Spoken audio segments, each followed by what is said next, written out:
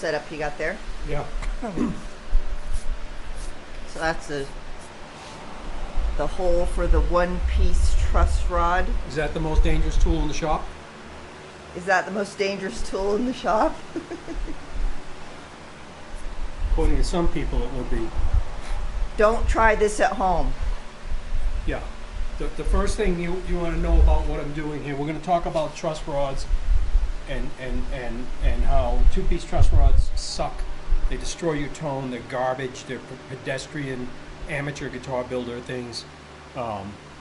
In order to do a one-piece truss rod, you have to have machining skills, and you have to, especially if you can't hide all your crap with a fingerboard.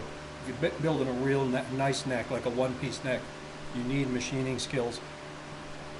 We'll talk about that in a minute, but the first thing I want to say is if you're the guy out there watching YouTube that sees somebody flying a helicopter and showing you how to do it, and then you think you can go fly a helicopter, then you're an idiot, okay? Because you can't fly a helicopter, all right?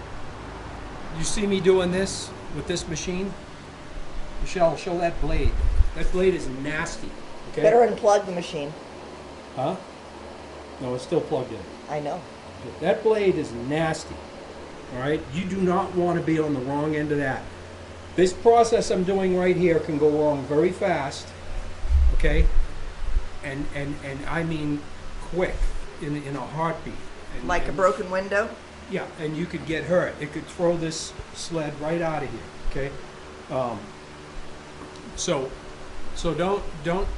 There's a lot of guys out there that are real experts with shapers, are probably saying, oh, he's an idiot. He's freehanding the first 5 passes, and I am freehanding on a shaper.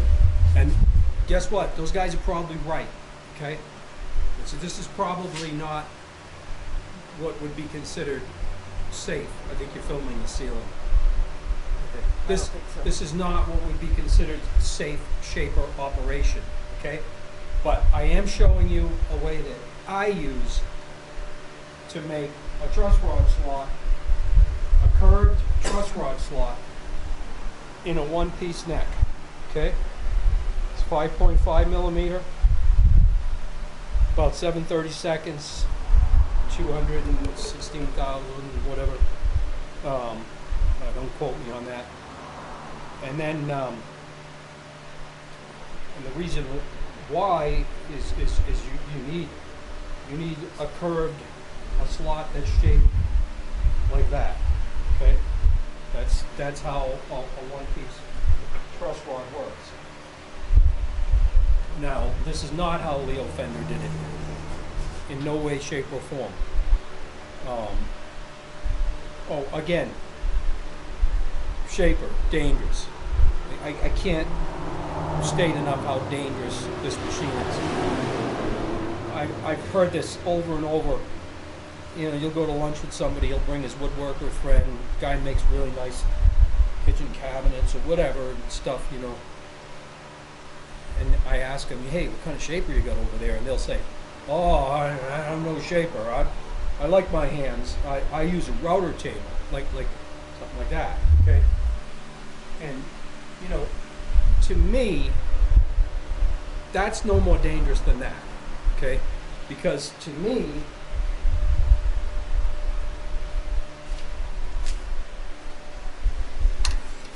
this is no more dangerous than that, okay?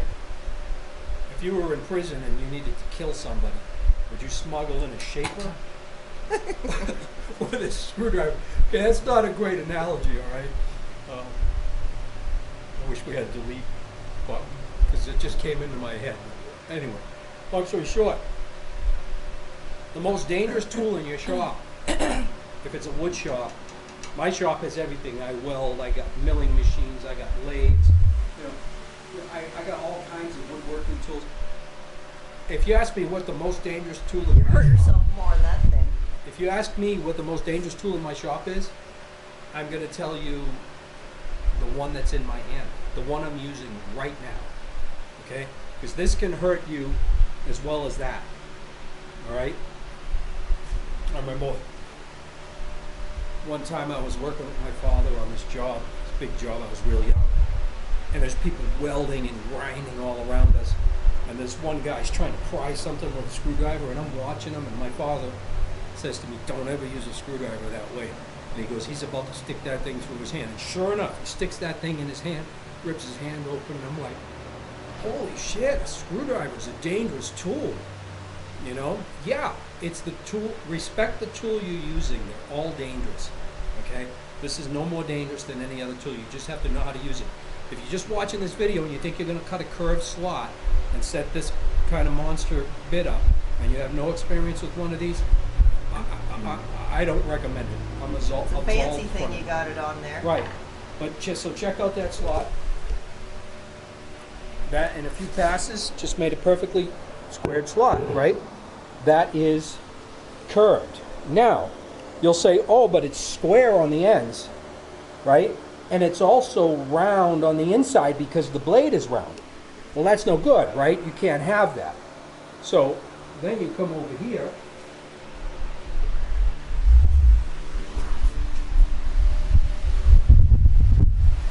Let me show you how we fix that with the Gjika guitars.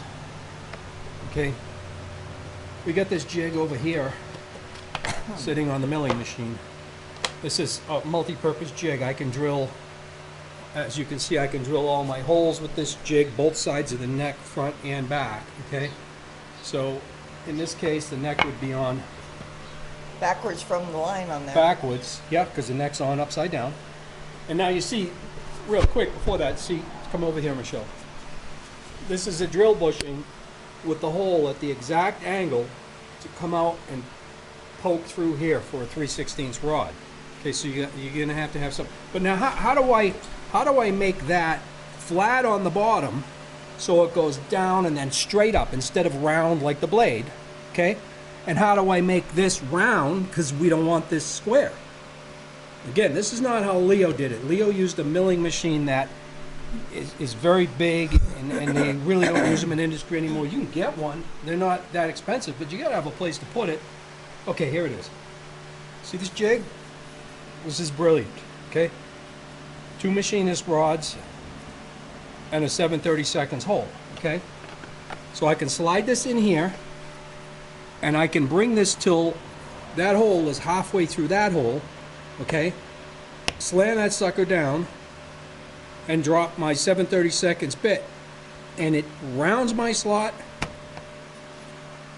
Okay, so it gives my slot the round and the square on the bottom. Instead, right now it's round on the bottom because it was cut by a round blade. And square on the top. Yeah, and then I turn this around, come over here, line that one up, bang, drill my hole, done. Deal with your hole in the front. I'm not going to get into showing you all that, but anyway, this is how you do a 1-piece truss rod, which is all you need in a guitar neck. You don't need a 2-piece truss rod is guaranteed. I don't care how good you think you are with all these fancy woods and bindings.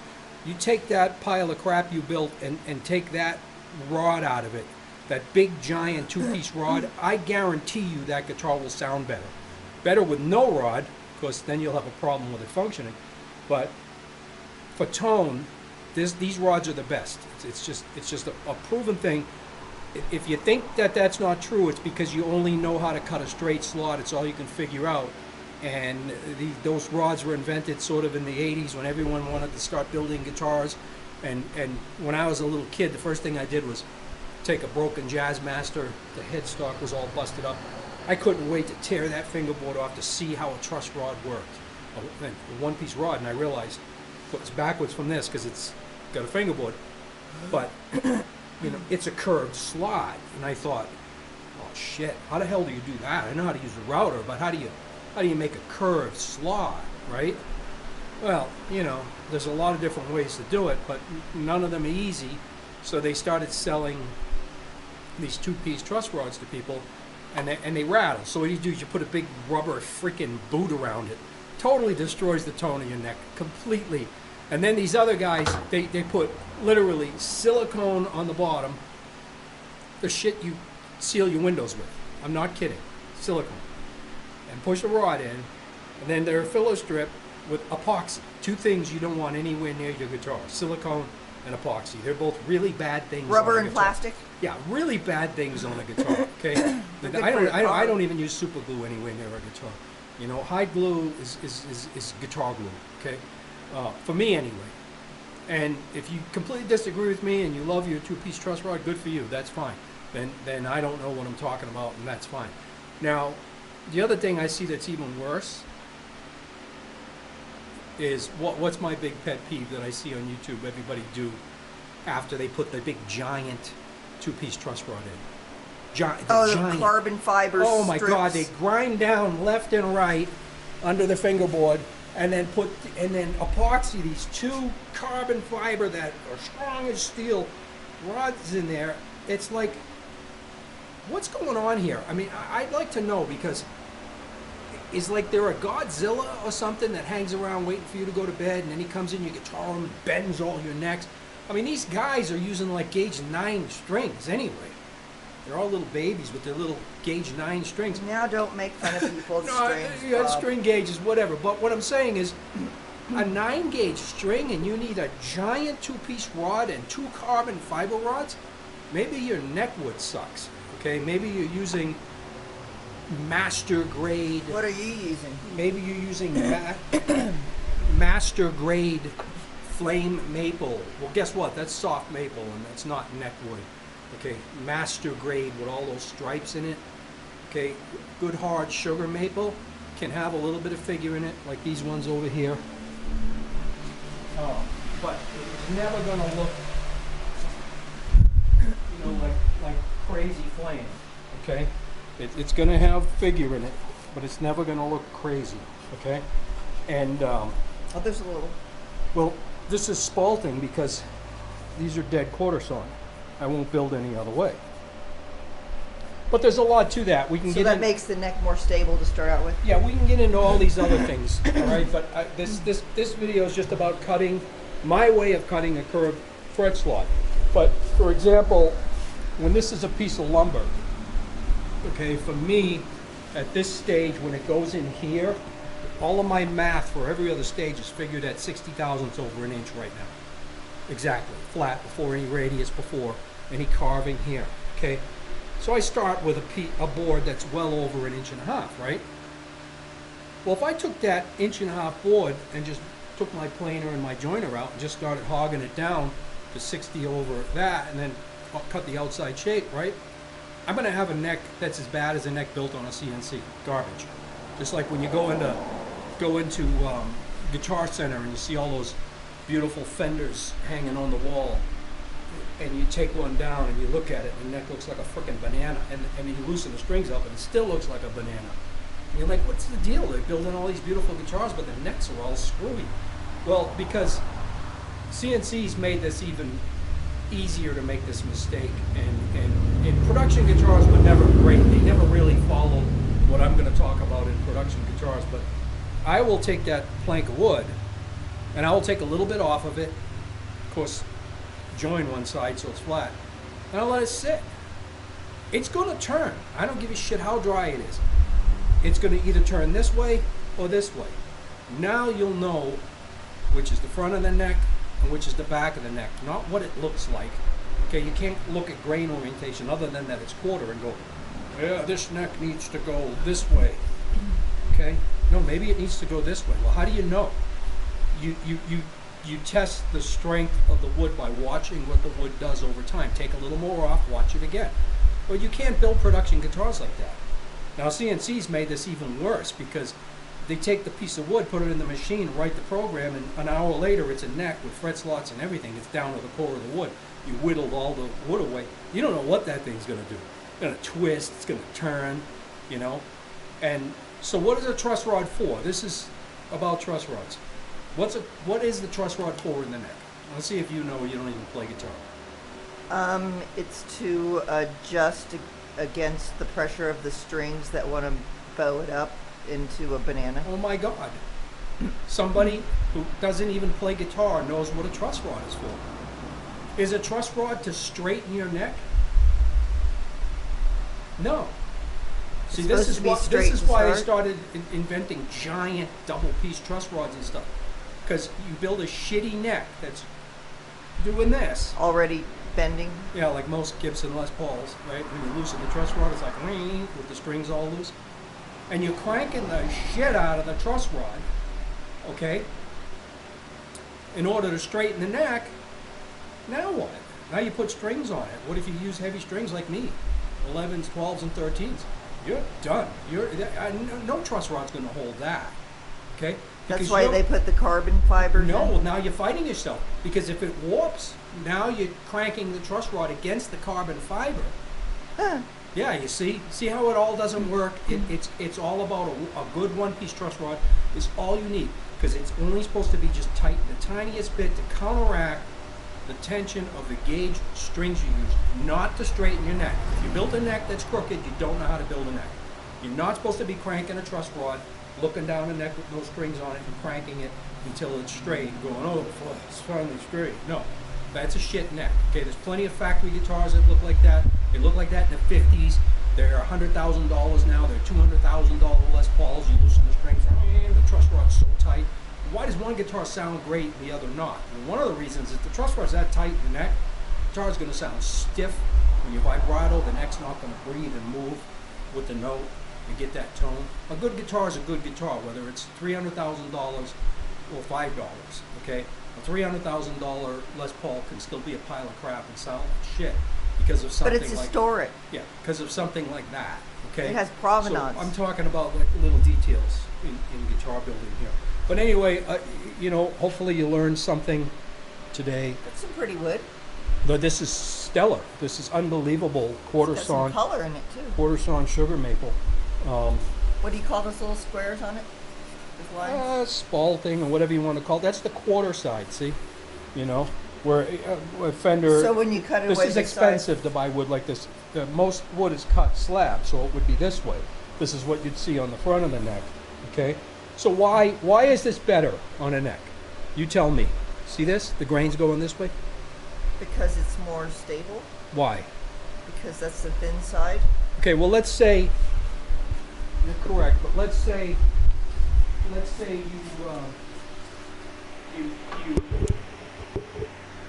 you're out in the jungle or something, right?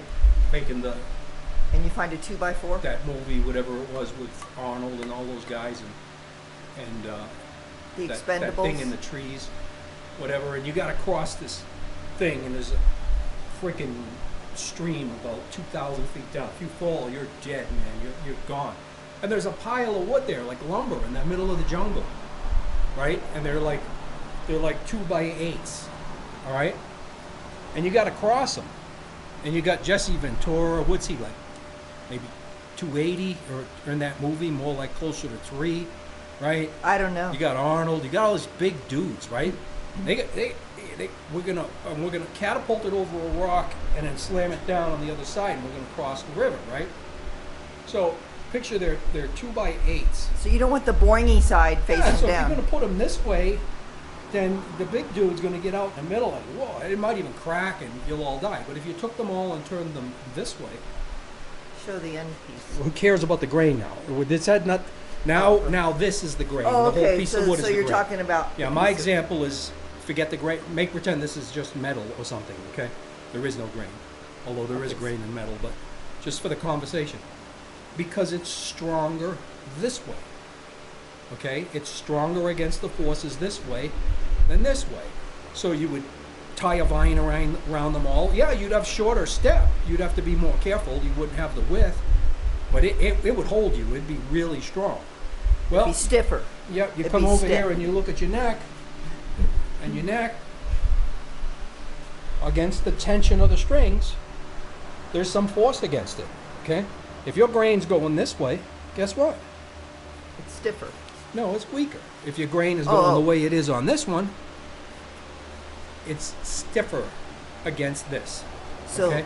that's doing it that way is like Yeah, this is like stacking making all the your ramp bread tall. or stacking all your Right. wood pieces next Okay. to each other. to Yeah, get it. and it's hard to get dead quarter hard sugar maple. It's expensive, but it makes the best necks. It really does.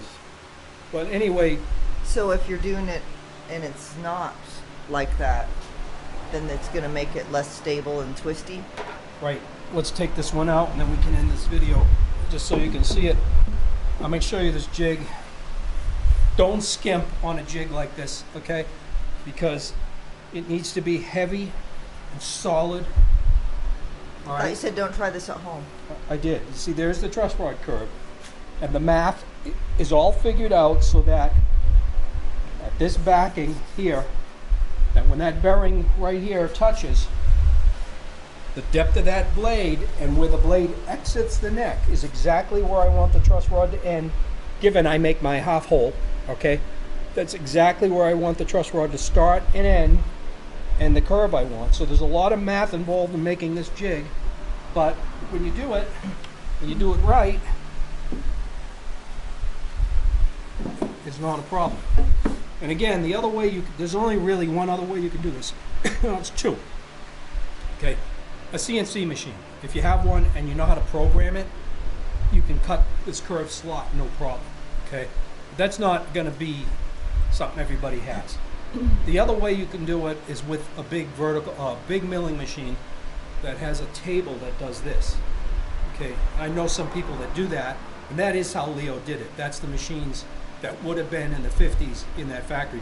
And in the 60s, they realized this was really hard to do because you can't hide anything. That slot has to be so square, so straight, and it has to be so clean when it's done with a piece of walnut. When you make a fingerboard guitar, if your machines aren't cutting right that day and you got a sloppy mess, you should see some of the shit I've seen peeling fingerboards off of guitars. I mean, and these are professional guitars, not just junk people build at home. You know, they cover up everything. And that's one of the reasons Fender went to the fingerboard, because it's easier to make a production guitar that way for cutting slots and everything. The machining isn't so accurate. This is much harder. Okay, but I'm going to pull this one out. Look at the grain on this one. This one's beautiful.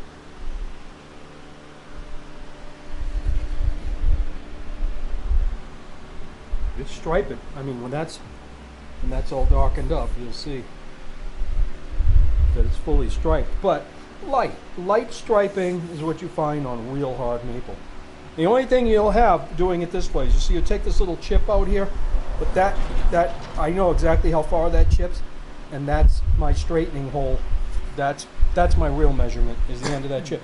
The reason why that one chips and this one doesn't is because the blade Biting in. bends this way. Okay? Oh, so it So chunks out the back of it. The blade is coming out of the neck here. It's going into the neck and biting in clean here. So and that's coming tear out here. on the end. Yeah, that's tear out. So my real measurement of slot is to here. Okay? So that you know. Anyway, we're building some nice guitars around here. And that's a wrap. Better unplug that shaper. Well, I'm going to do the other two next. Okay. Don't screw around with a shaper if you don't know what you're doing, because that right there is gnarly. That could cut your hand off. Right. Now. And on top of it all, freehanding a shaper takes certain woodworking skills. You have to be in tune with what you're hearing and with what you're feeling. If that were to grab that, it would actually throw it right through that wall. It would embed it in the sheetrock. Well, you got a good hold on those handles, right? It would take them out of your hand, believe me. A shaper spinning that fast, if things went wrong and it grabbed that, you'd have big problems. Well, you made it look so easy. Okay. Peace out.